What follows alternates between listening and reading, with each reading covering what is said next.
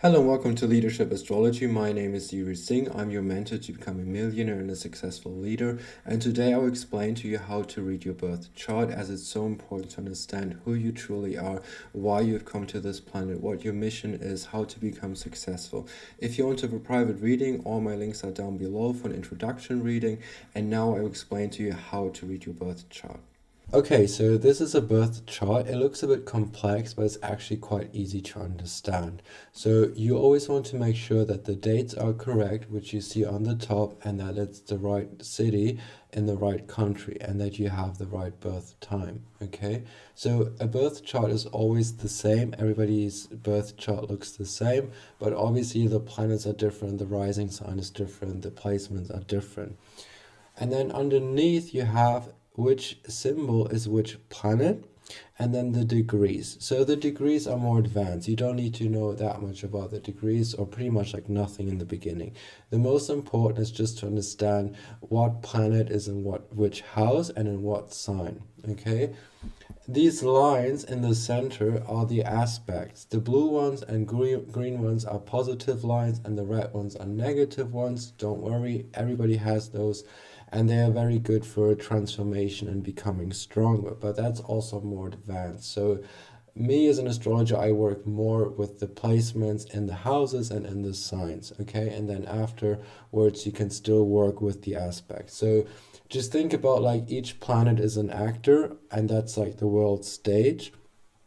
And those are like the actors, like Aphrodite is the goddess of love, and Mars is the warrior, and they play their roles in that house and in that sign.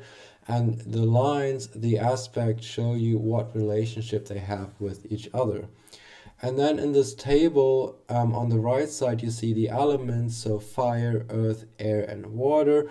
In this chart, it's quite balanced. There's a lot of fire going on, not that much in water, but that's okay. If you have an element that is missing, it's often your job to balance it out, or just to make peace with it and work with the right people who are specialized in that element. So for example, if you have a lot of fire energy, you might want to become an athlete, but not work so much with like strategy or like sales or marketing. And then you hire someone who has maybe like a lot of air energy to kind of balance that out, or you do it on your own.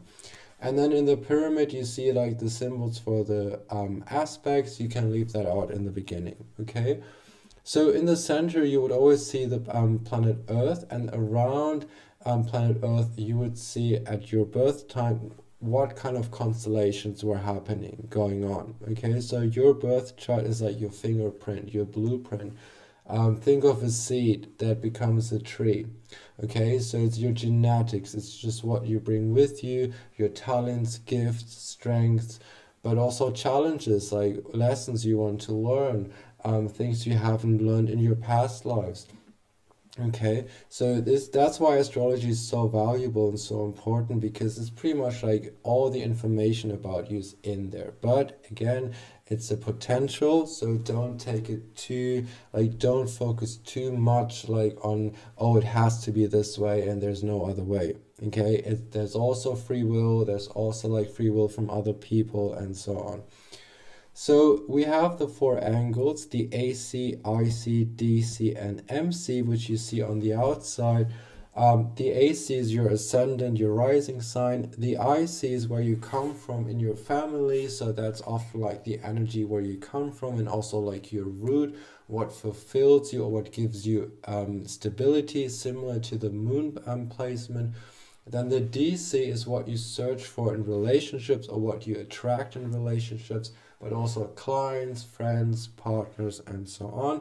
Here it's your job to find that energy within you, to not be codependent or too attached, okay, to always be free. And then the MC is what you want to master. That's Capricorn energy. That's your highest achievement, what you want to share with humanity, your legacy, what you want to leave behind. Then you see the 12 houses from 1 to 12. Those are just like the signs from Aries to Pisces. So the first house would be Aries energy, the second house would be Taurus energy.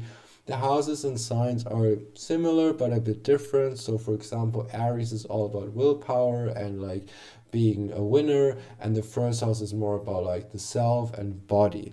Okay, so an embodiment. So if you have a planet in the first house, you become the embodiment of the energy of the planet. So for example, if someone has Mercury in the first house, they are the embodiment of a messenger, similar to the rising sign.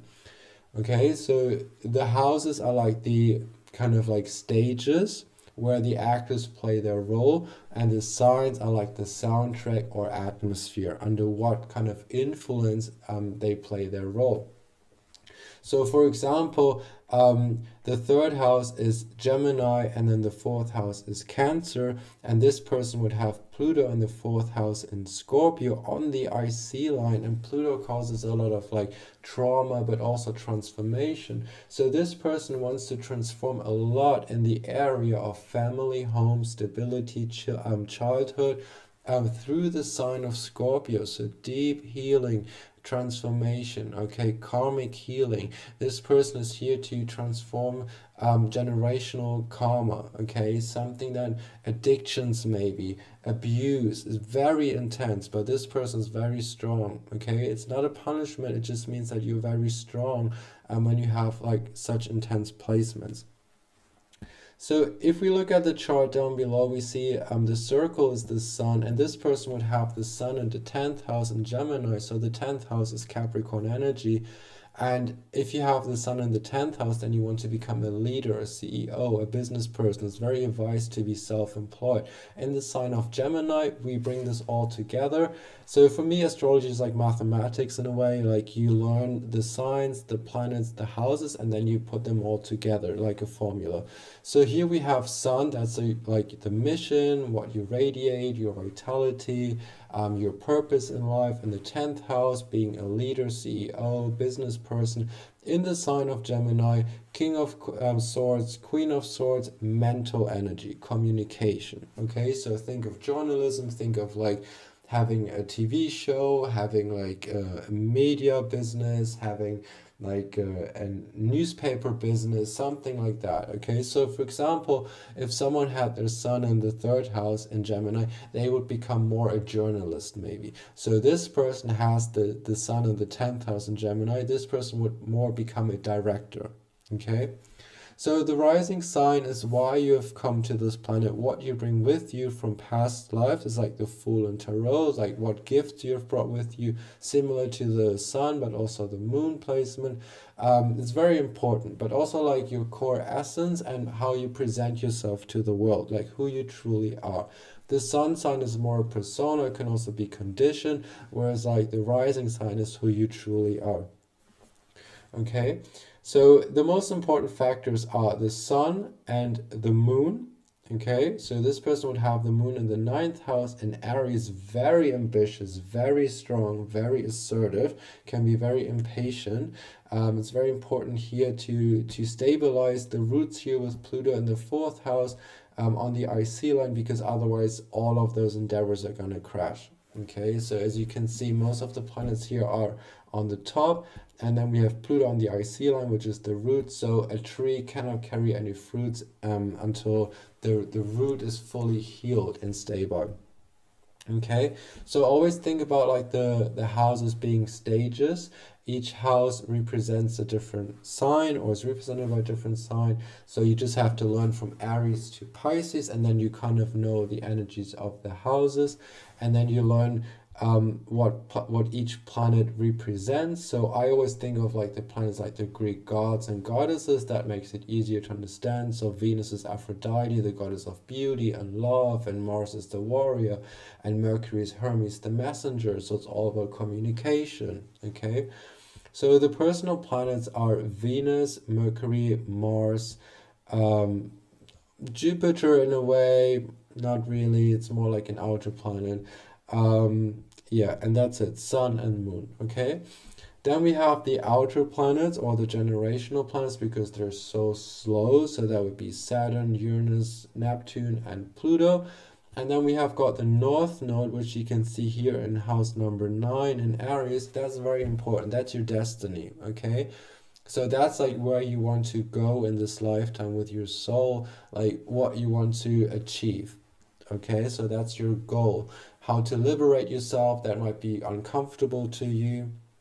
So the North Node here is in the ninth house in Aries, which means and the exact opposite is always the South Node, your past life.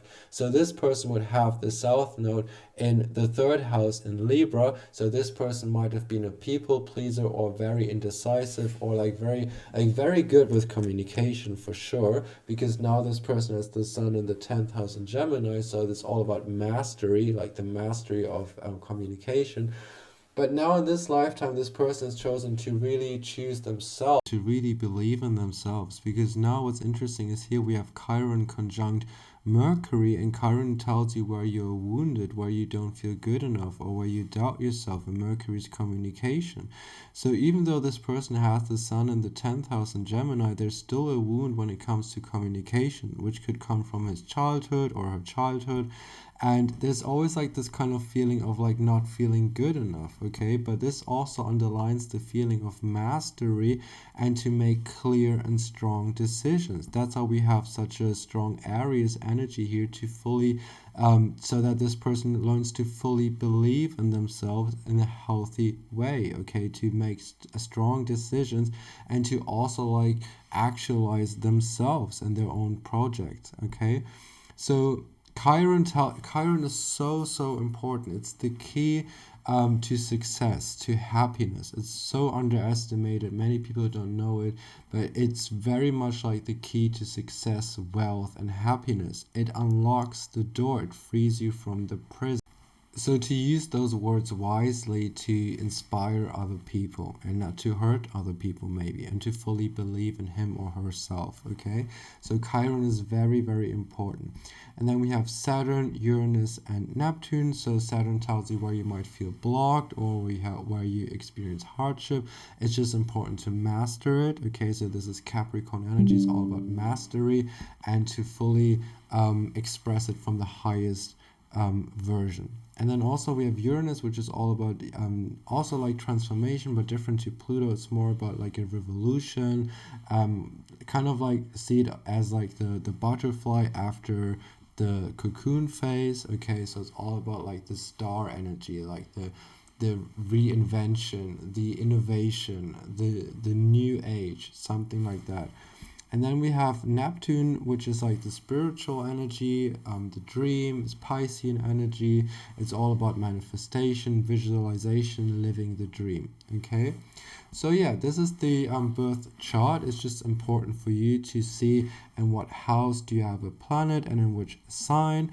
And then if you have an empty house, that's still okay. You can still become successful even if you have like an empty second house, which is about money. Maybe you just like mastered it in a past life already, okay? So wherever you have a planet, each planet is a teacher. You want to learn something more specifically.